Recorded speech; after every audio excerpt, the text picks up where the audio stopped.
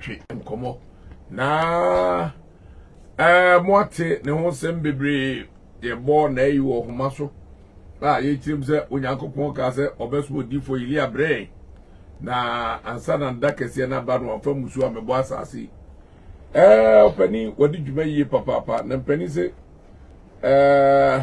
sɛbe nea ɔde na adeɛ no ɔno ankasa ne kyerɛkyerɛ mu yɛnkɔe na yɛne ɛyɛ Nyame Somafo adwetwe nkɔmɔ papa yɛma wo adwo emu akɔ aba ya enia minim sɛ ɔho yɛ amnadum yo ɛna nso deɛ na yɛtie afiri wanum yo ba kumasi kurom ha na mezi ɔkyena ne bɛhwɛ dwumadi no ase mɛyɛ dwumadi nnanum nsa na makɔ dwumadi no dɛ ɔha wɔ ɔda nyimpa biara so na nkasa twitwa na mo nombra ebɛhyɛ mu cultural center ambo ɔkyena anapa 9 to 10 na yɛahyɛ ase yɛrɛ ɔda nyimpa do biara ɔha wɔ ɔda nyimpa do biara yɛsɛ onyuhyɛm ansana sande Nyame na Somafo wo dwumadi a wobɛti ni sɛ menye wo hyia yɛre biara ɔda wo do biara mensa na mo bɔto so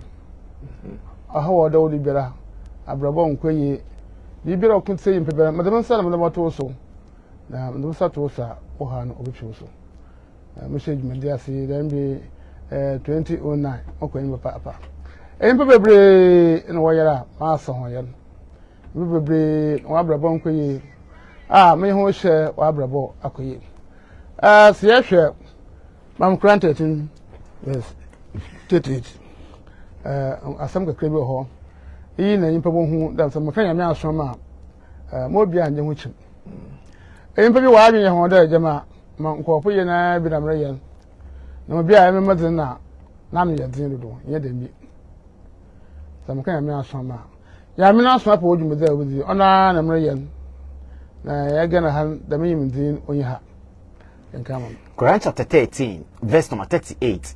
We have sent forth other apostles before you and giving them wives and children, yet none of them could work miracles except by Allah's slave. The master mean or catch the Consul Muhammad, Nhyira. They are smart pi basa and son or about. I am on your number number. Now, in St. China, was over yet, and Mary Yankupon me. And see Yankupon or Sman not of Bassa, no way also. Why, you man?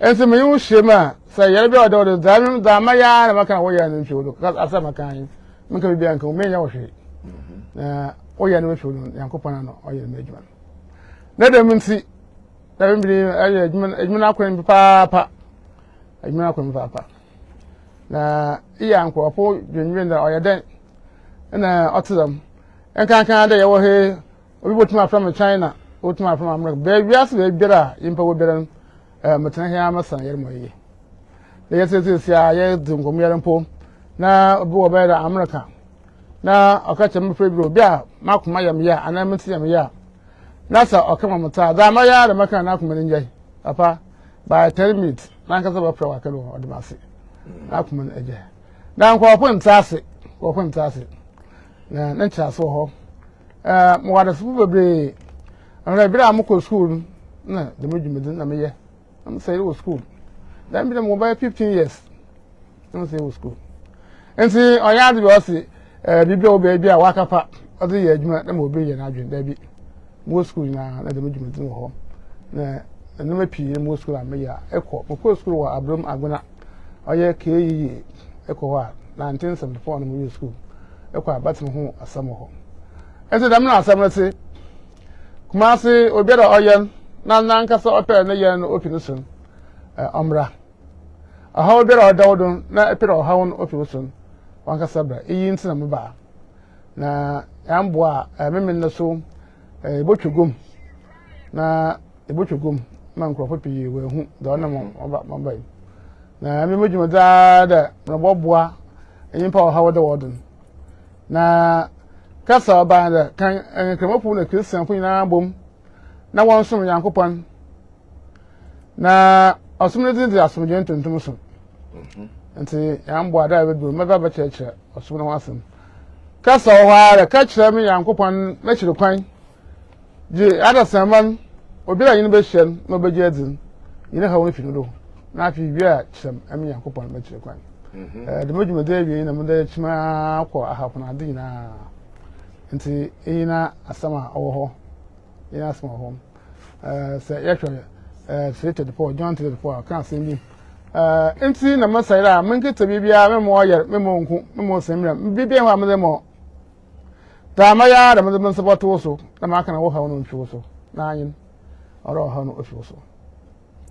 John chapter 3 verse 34 na nya Yankopɔn soma no no ɔka Yankopɔn ne nsɛm na onsusunsum no na ɔzema no nti Nyame asomafo no wo dwumedin ona papa ona na medin da me yo shema ma show Yankopɔn na kyerɛ kwan Yankopɔn na kyerɛ kwan da yimbo hu da Yankopɔn no yɛ baako ɔyɛ adwene yɛ baasa ma ya sɛ kaka na sɛ ehunu Yankopɔn yɛ baako a afi ɔno na uwu na kyiri me ya hemre mako wo dibe yakɔ ɔsan Yankopɔn baako ehunu ɔsrɛ wankasa wodan a ne kikita wusam sɛ wo ho asrɛ epoi pa na ayere wo sa afi ntum kɔdan no nti ne na mata kyerɛ mu culture center amboa kusira ebe ye adwuma pi ɔkyena ya ebe adwuma pi na memenda na yebotwe gumun afi kusira domni na obehiem kete dem a wo ba obrotaz okay do obrotaz nti da obeso biara bo hobere wo hu ta american da sa yere pa na oda wodo za wada bra na bo hu da american cho sa no ti okay dubedi no be sha se tambe kosi ada e cultural center I start at 9 okay yeah na mo pon be brebe watch that by 1 to 2 me happen okay ehia so bidie bibi ba anase nipa ni dwale ya on de omra oh amazi na ya aparbo so wankasa ma wakuma oba yo na iye yo bi na maka cha padam ana padam bra aya aparbo okay yo de number bi o wa betu dia to dwa sere be na obi pe ensem no mu atia obefre yo number is in the ABA 0277 0277 12 63 08 0277 12 63 08 0547 692 297 yeah. We hear numbers are Efra, Monsabeka Ɔkrɔnkrɔnyi Nyame Somafo. Nkyerem bi epe bia no so ya de bema ho. Okay. Ese dem American, hamo anye wo ho akyinjefo. If you mpo ado de ba ha no okwan wo papa. Nna ye wi ase ma ye petrol e bodo hempo nya agro. Na awo ntina me ban. Awo ye ntina me ban. Enti ayesa na ho dere ode yimpadon. Ono ho adwuma nkasa na meye. So obi am wode mbra na amohwe de medwuma dina American na mbra na omagye no ho ya wotum mpa abo so ho ya mutum mpa abon ono amradon pi wo hwe TV da wo hu nya memenda ya beye bi ana so achina yawo na pire mbo se dem na wodo so I start na oboyin po bebre ho odo bera bibi okuti obiara ye bo wien upon no ya na nkasa ya mpa yaren the be gonna have about 90% no you soon asam Yes. 10% American or the mere woody is I want them as Mazibia Kaye, another baby apum, the Bay Hoyan, another equal draws to Poco Pedra, and Wato. No more Yarapa, what it's one of the Nina, you soon myself. Now, a young Marco Madam Ho, Marco Support, Marco and see Marco Comfort, there be. It's a musician sana. You musician sana. And see, then be a sincere making one of her impair or gonna have. Na ne ho dumeza na mra de me wo hyema we fi so o tusa afi ye na oda wodu na nti echime antapom wo hu no ye ne ko na okosa onsen awa ha obio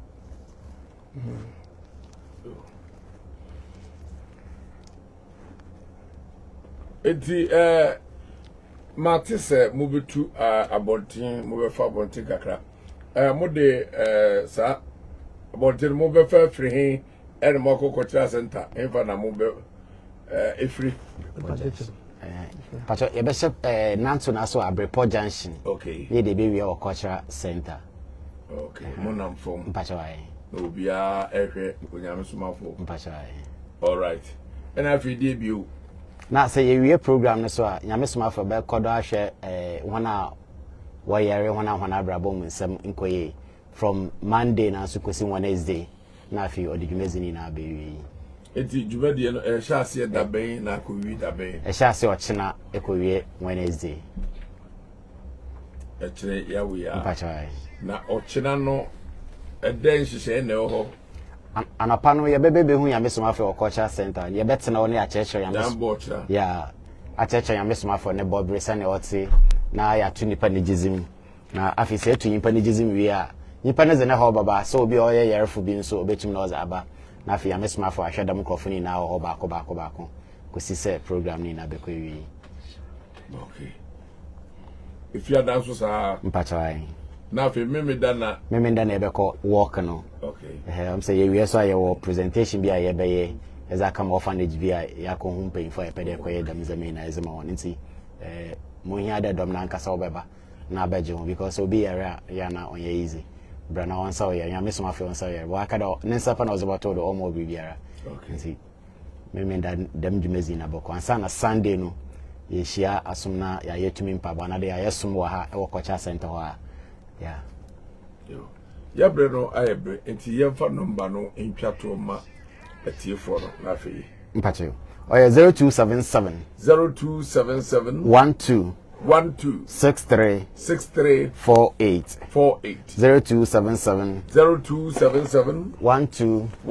63 08 and I think so 0547 0547 692 297 Pachai.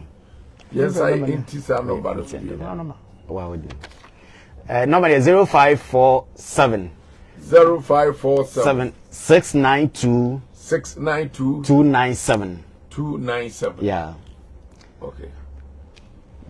I feel so your number back 0543 466 275 0543 466 275 Ebrebe na ni param fremu. Oh, the maybe I crazy obi o question bi on te asa obetuma afre na Nyame Somafo be chechire no kama. Ene ye da mo se ene mo ba. So ni na Nyame nkamo ye komo no bisia. Ebre bi abeba ha bi a yejima wa watu. Sabe ye konne ne mami entwa so e wa ha. Aha ayo